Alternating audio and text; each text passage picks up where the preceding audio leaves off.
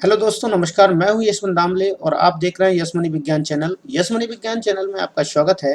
आज के वीडियो में हम सीखेंगे परितंत्र क्या है और परितंत्र के संघटक क्या है। साथ साथ में देखेंगे जैविक तथा अजैविक घटक किस प्रकार से परितंत्र में एक साथ कार्य कर पाते हैं। तो आइए शुरू करते हैं।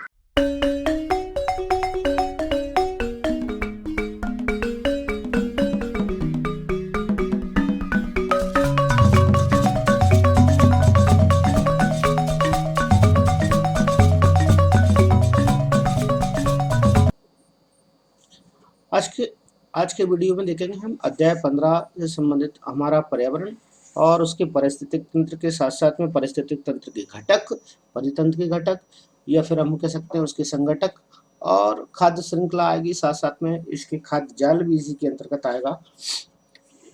ठीक, आइए शुरू करते हैं, इसे देख लेते हैं। हमारे पर्यावरण के बारे में हम जानते हैं कि हमारा पर्यावरण है। तो हमारा पर्यावरण क्या होगा? हमारे पर्यावरण से तात्पर्य मेरा ये है कि जहाँ भी हमारा पर्यावरण है, जैसे यहाँ हम रहते हैं, वो हमारे चारों ओर का जो वातावरण है वो हमारा पर्यावरण होता है। ठीक है, जो भी हमारा पर्यावरण है वो उस पर्यावरण के चारों ओर का क्षेत्र है, वह जहाँ हम रहते हैं वो उसके चारों ओर का क्षेत्र है, उसका पर्यावरण कहलाएगा। ठीक ना, इन्वायरमेंट कहलाएगा। जो भी इन्वायरमेंट है या पर्यावरण है जिसे हम बोलते हैं, उसमें दोनों प्रकार के कंपोनेंट्स काम करते हैं, फैक्टर काम करते हैं। पर्यावरण के अंतर्गत दोनों प्रकार के फैक्टर काम करेंगे। एक तो फर्स्ट में आप देख पाएंगे उसमें लिविंग फैक्टर भी काम करेंगे और साथ साथ में नॉन लिविंग फैक्टर भी उसके अंतर्गत काम करते हैं। ठीक है, तो दोनों प्रकार के फैक्टर इसके अंतर्गत काम करते हैं, लिविंग फैक्टर और नॉन लिविंग फैक्टर। ये दोनों ही फैक्टर एक दूसरे से कहीं ना कहीं आपस में जुड़े होते हैं, संबंधित होते हैं। लिविंग फैक्टर और नॉन लिविंग फैक्टर आपस में एक दूसरे के साथ में जॉइंट होते हैं। हम बात कर रहे थे इन्वायरमेंट की।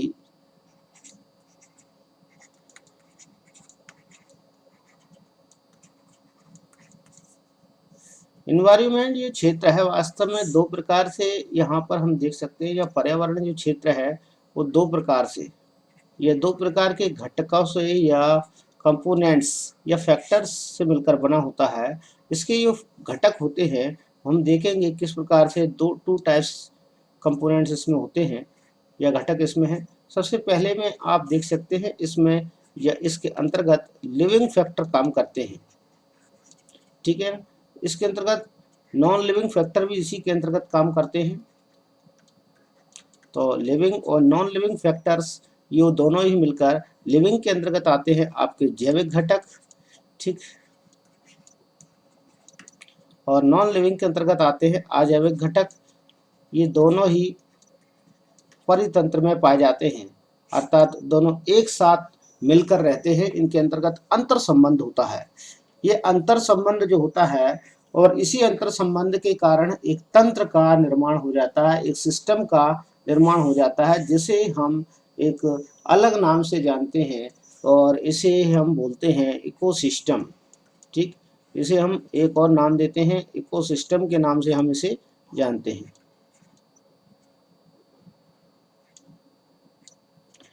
इसे हम इकोसिस्टम या परितंत्र के नाम से भी जानते हैं, या पारितंत्र हम इसे कहते हैं, या पारिस्थितिक तंत्र के नाम से भी हम इसे जानते हैं। यह वास्तव में पारिस्थितिक तंत्र जो कि जैविक तथा अजैविक दो घटकों से मिलकर बना हुआ है, इसमें दोनों कंपोनेंट्स पाए जाते हैं।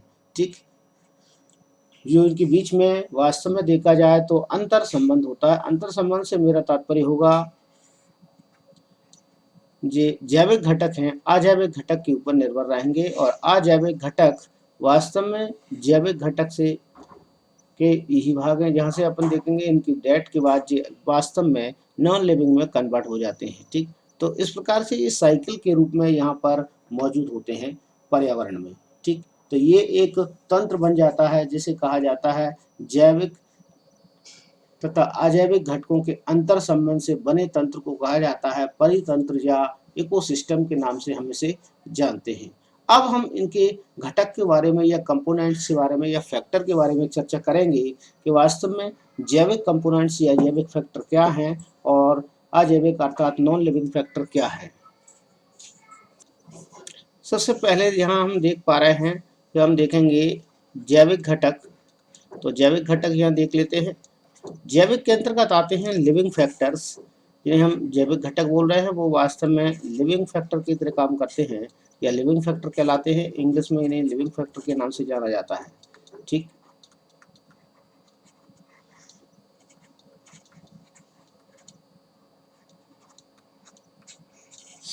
तो लिविंग फैक्टर है क्या?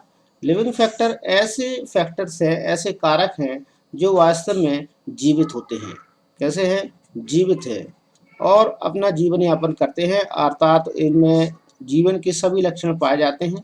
वृद्धि करना, सांस लेना, भोजन ग्रहण करना, प्रजनन करना, ठीक ना, ये सारे लक्षण जैविक कंपोनेंट्स में पाए जाते हैं। और ये जैविक कंपोनेंट्स के अंतर्गत दो प्रकार से यहाँ पर जैविक घटक में घटक सम्मिलित हैं। अब देख लेते हैं किस प्रकार से। एक तो उपभोक्ता हैं, ठीक, और दूसरे हैं उत्पादक। तो सबसे पहली कैटेगरी में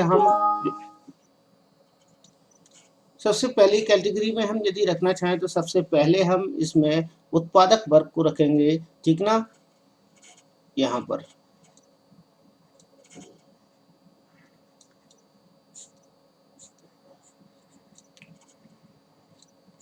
प्रोड्यूसर को रखेंगे, जहाँ पर ये उत्पादक है, अर्थात यहाँ पर जो उत्पादन करता है उसे रखेंगे। और दूसरे नंबर पर हम यहाँ रखेंगे, इस फर्स्ट नंबर पर आएगा, दूसरे नंबर पर रखे जाएंगे उपभोक्ता। यहाँ पर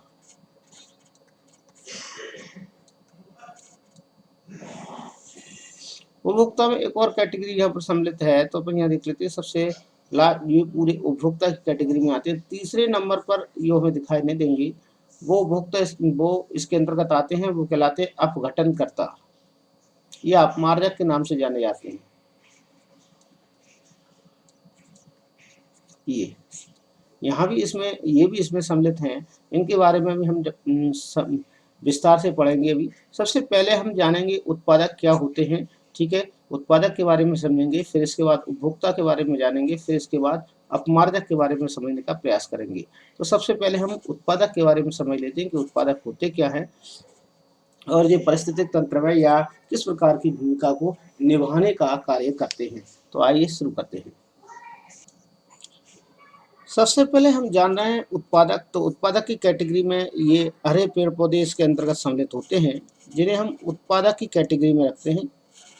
और ये वास्तव में उत्पादक हैं, उत्पादनकर्ता कहलाते हैं, क्योंकि ये ही सबसे पहले उत्पादन का काम करते हैं। उत्पादन के तात्पर्य से, कार्य से मेरा तात्पर्य है, जैसे कि आप यहाँ देख पाएंगे,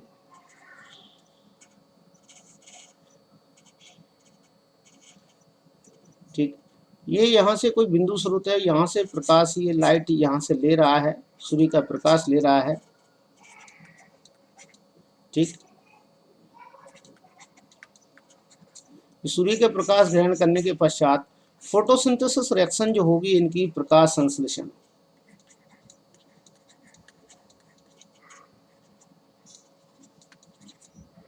इस प्रकाश संश्लेषण की क्रिया में या यहाँ पर प्रकाश संश्लेषण की क्रिया में ये ऑक्सीजन को प्रोड्यूस करते हैं, ठीक ना।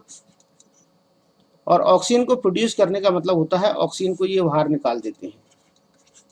और यहाँ पर इस समय ये वातावरण की CO2 को अपने अंदर एब्जॉर्ब करते हैं बाय स्टोमेटा, ठीक ना, थ्रो स्टोमेटा। स्टोमेटा द्वारा ही ये अंदर अपने अंदर कार्बन डाइऑक्साइड लेते हैं, वो वातावरण में ये विनिमय करते हैं, पारिस्थितिक तंत्र के साथ ये गैसों में संतुलन बनाते हैं, ठीक ना, यहाँ पर। और साथ साथ में जमीन से, भूमि से आप देखेंगे तो यहाँ से ये जड़ों के माध्यम से वाटर को एब्जॉर्ब करते हैं, जल को एब्जॉर्ब करते हैं, साथ साथ में मिनरल्स को भी एब्जॉर्ब करते हैं, या घटक जिन्हें हम कहते हैं खनिज पदार्थों को भी ये यहाँ से एब्जॉर्ब करने का काम करते हैं, भूमि से भी, ठीक। तो ऊपरी सतह से प्रकाश के साथ साथ में कार्बन डाइऑक्साइड लेते हैं, और यहाँ पर जो प्रक्रिया होती है फोटोसिंथेसिस की, उसमें ये ऑक्सीजन को प्रोड्यूस करने का काम करते हैं। तो ये यहाँ पर ऑक्सीजन को प्रोड्यूस करते हैं। जब ऑक्सीजन का प्रोड्यूस करते हैं तो साथ साथ में ये प्रकाश संश्लेषण की क्रिया में एक पदार्थ का निर्माण भी करते हैं, जिसे कहा जाता है कार्बोहाइड्रेट या ग्लूकोज, जिसे हम निम्न सूत्र की सहायता से अभी देख सकते हैं। जैसे हम देख सकते हैं इसमें 6CO2 ये मॉलिक्यूल्स हैं, और 6H2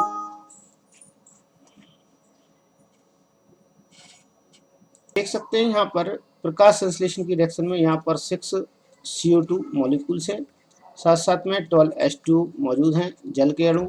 ये जब आपस में रिएक्ट करते हैं और क्लोरोफिल की प्रेजेंट में, ठीक ना,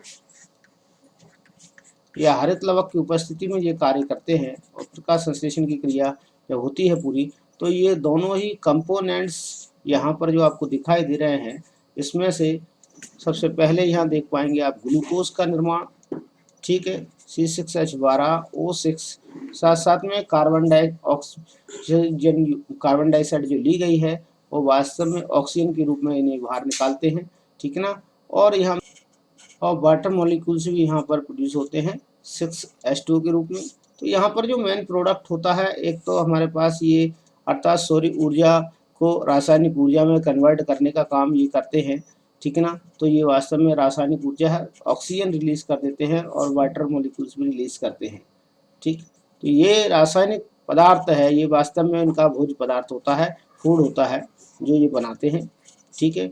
सूर्य के प्रकाश की उपस्थिति में, सूर्य की प्रकाश की प्रेजेंस में जब ये सनशाइन की प्रेजेंस में जब ये फूड बना लेते हैं, ये फूड को स्टोर करते हैं। स्टोर करने का मुख्य साधन होता है इनका स्टार्च के रूप में स्टोर करते हैं, ठीक।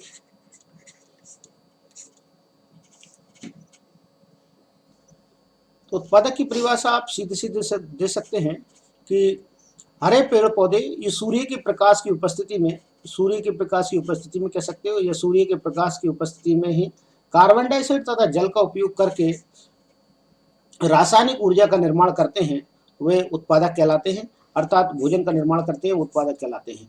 ये इनके द्वारा बनाया गया फूड प्रत्यक्ष या अप्रत्यक्ष रूप से सभी उपभोक्ता इसे ग्रहण करते हैं, पूरे उपभोक्ता, ठीक, चाहे वो प्राथमिक हो, द्वितीयक हो, या जो भी हो, ठीक। अब हम देख लेते हैं दूसरी कैटेगरी, उत्पादक के बाद आते हैं उपभोक्ता, कंज्यूमर, जिन्हें हम बोलेंगे। अब बात कर लेते हैं हम उपभोक्ता की। तो उपभोक्ता क्या है, ठीक। तो यहाँ पर उपभोक्ता वास्तव में देखे जाए तो उपभोग करने वालों को उपभोक्ता कहा जाता है। और यदि श्रृंखला के क्रम में देखें, पारिस्थितिक तंत्र में देखें, तो उपभोक्ता यहाँ पर हमें 3 प्रकार के मिलेंगे। 3 टाइप्स आर उपभोक्ता यहाँ पर है, तो आप देख पाएंगे उपभोक्ताओं के प्रकार यहाँ देखेंगे आप। मुख्य रूप से हम 3 प्रकार के उपभोक्ताओं को मैं बताने का प्रयास करूंगा आपको। सबसे पहले नंबर पर आप देख पाएंगे उपभोक्ता होंगे प्राथमिक उपभोक्ता या द्वितीयक उपभोक्ता या तृतीयक उपभोक्ता। तो इन्हें इस प्रकार से ना देखते हुए मैं ऐसे आपको बताऊंगा। फर्स्ट में होंगे जी शाकाहारी होंगे, हरिबोरस, और फिर ये है मांसाहारी।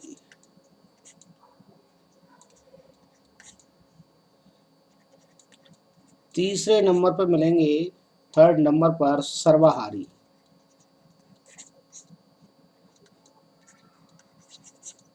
तो ऐसे उपभोक्ताओं की कैटेगरियां हैं 3, ठीक, शाकाहारी, मांसाहारी और सर्वाहारी, ठीक। तो इन कैटेगरियों में सबसे पहले जो शाकाहारी होते हैं उन्हें अपन देख लेते हैं, चिन्हित कर लेते हैं शाकाहारी किसे कहेंगे। तो शाकाहारी वो होंगे जो केवल ग्रीन पार्ट्स खाते हैं, लीफ खाते हैं, टहनियाँ खाते हैं, ट्विंग्स, वो केवल शाकाहारी के अंतर्गत आने वाले हैं, ठीक। जिसमें कि आपको मिल जाएंगे सबसे पहले नंबर पे आप देखो खरगोश,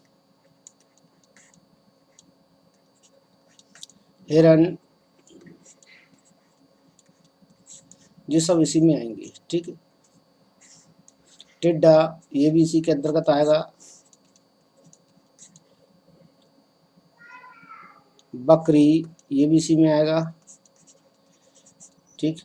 और ये जो उपभोक्ता है मांसाहारी, मांसाहारी की कैटेगरी में यहाँ पर जो उपभोक्ता सम्मिलित रहेंगे उसमें मुख्य रूप से आपको यहाँ मिल जाएंगे शेर, चीता, बाघ, ये अधिकतर उपभोक्ता इसी कैटेगरी में रखे गए हैं। सांप भी इसी कैटेगरी में आ रहा है, ठीक।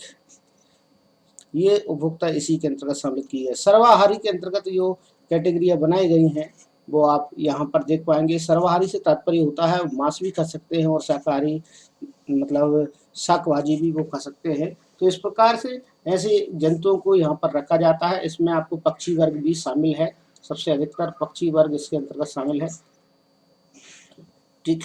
यहाँ पर हम देखते हैं बाज इसमें शामिल रहेगा,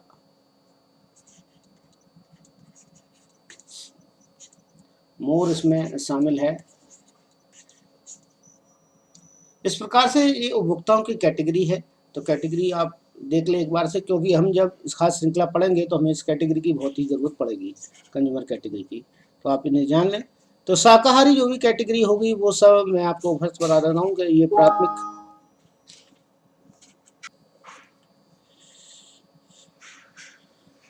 तो सबसे पहले फर्स्ट कैटेगरी जो हम देख रहे थे उसे हम यहाँ देख लेते हैं किस प्रकार से। तो इसके बारे में बताया, शाकाहारी है।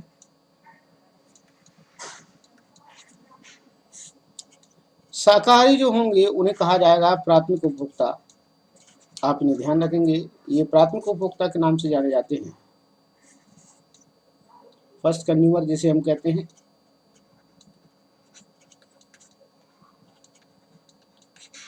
दूसरे नंबर पर यहाँ पर मांसाहारी है। तो मांसाहारी को द्वितीयक उपभोक्ता के नाम से जाना जाता है, ये भी आप ध्यान रखेंगे।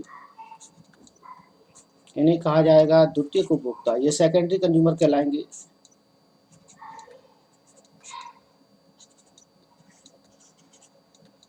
ठीक, इसके बाद बात करेंगे हम सर्वाहारी की। ये सबसे टॉप पर बैठे हुए हैं, इन्हें हम कहेंगे थर्ड कंज्यूमर या तृतीय उपभोक्ता के नाम से भी हम इन्हें जानते हैं।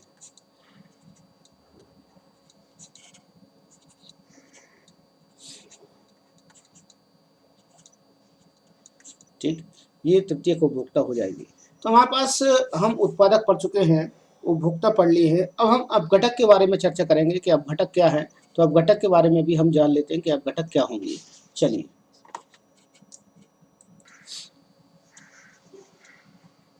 जानेंगे हम अपघटक के बारे में पढ़ेंगे। डिकम्पोजर, या इन्हें हम एक और नाम से भी जानते हैं, इन्हें हम जानते हैं अपमार्जक के नाम से जानते हैं। तो अपमार्जक भी हम इन्हें कह सकते हैं। एक और नाम इन्हें दिया जाता है प्रकृति का सफाईकर्ता। तो आप इन्हें प्रकृति के सफाईकर्ता के नाम से भी जान सकते हैं।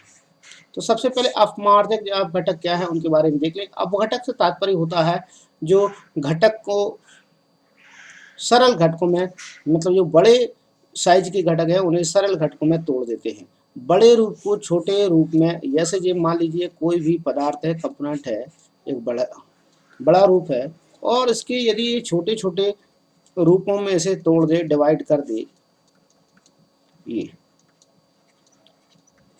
छोटे छोटे रूपों में बांटने का काम करते हैं, वे कहलाते हैं डिकम्पोजर्स या घटक। बड़े रूप को या बड़े शरीर को एक छोटे से रूप में बांट दें तो वो कहलाएंगे डिकम्पोजर्स, इन्हें हम अपघटक के नाम से जानते हैं। और ये अपघटक वास्तव में प्रकृति के सफाईकर्ता कहे जाते हैं। क्यों कहे जाते हैं, इसका आंसर आपको यही मिलेगा कि अपघटक में मुख्य रूप से जीवाणु और कवक इसमें सम्मिलित हैं। जीवाणु और कवक की कैटेगरी इसमें सम्मिलित रहती हैं।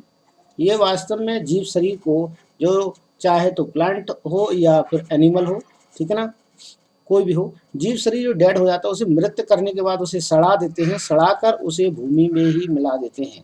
उसके जो भी पार्ट्स होते हैं सब भूमि में मिल जाते हैं, खनिज लवण, प्रोटीन, जो सारे के सारे पदार्थ भूमि में मिल जाते हैं, और भूमि में पहुंचकर भूमि की फर्टिलाइजता को बढ़ा देते हैं, उर्वरता को बढ़ा देते हैं। तो ये डिकम्पोजर्स का काम होता है कि वो पदार्थों को सड़ाकर उन्हें भूमि में मिला देता है, ठीक है ना। तो ऐसे ये सड़ाएंगे, सड़ाकर और इसे भूमि में मिला देते हैं, ये काम इसका है, डिकम्पोजर का ये काम होता है। ठीक, जटिल घटकों को सरल घटकों में तोड़ने का काम डिकम्पोजर का है, अपघटक का है। और चूंकि ये पदार्थों का, मृत पदार्थों की या मृत जीव जंतुओं की सफाई करते हैं प्रकृति से, इसीलिए इन्हें कहा जाता है प्रकृति का सफाई करता। तो आज हमने यहाँ पर पारिस्थितिक तंत्र की परिभाषा का अध्ययन करते हुए पारिस्थितिक तंत्र में या पाए जाने वाले घटक जो भी होते हैं, जैविक घटक हैं, उनके बारे में अध्ययन किया है। ठीक, अब मैं आपको इसके अजैविक घटक के बारे में और बता देता हूँ। अभी आप अजैविक घटक के बारे में नहीं जान पाए हैं, केवल जैविक घटक के बारे में ही जान पाए हैं। मैं देख पा रहे हैं लिखा है अजैविक घटक। अजैविक घटक से तात्पर्य क्या है? अजैविक से तात्पर्य होता है मीन्स एब्सेंट है, जैविक मीन्स लिविंग। मतलब जहाँ पर लिविंग एब्सेंट है मतलब ये नॉन लिविंग फैक्टर्स होंगे जिनमें जीवन नहीं पाया जाता।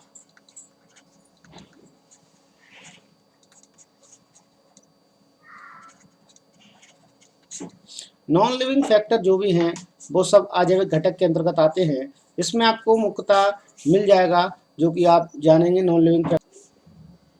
आप पूर्व से भी नॉन लिविंग फैक्टर के बारे में जानते हैं तो आप यहाँ पहले से जानते होंगे, तो इसके नाम आपको सुनते ही पता चल जाएंगे। जैसे ताप है, ऊष्मा है, हीट है, ठीक ना, टेम्परेचर है, हीट है, ये यहाँ पर मिल रहे हैं। एयर है, वायु जिसे हम कहते हैं, ये नॉन लिविंग फैक्टर के अंतर्गत आते हैं।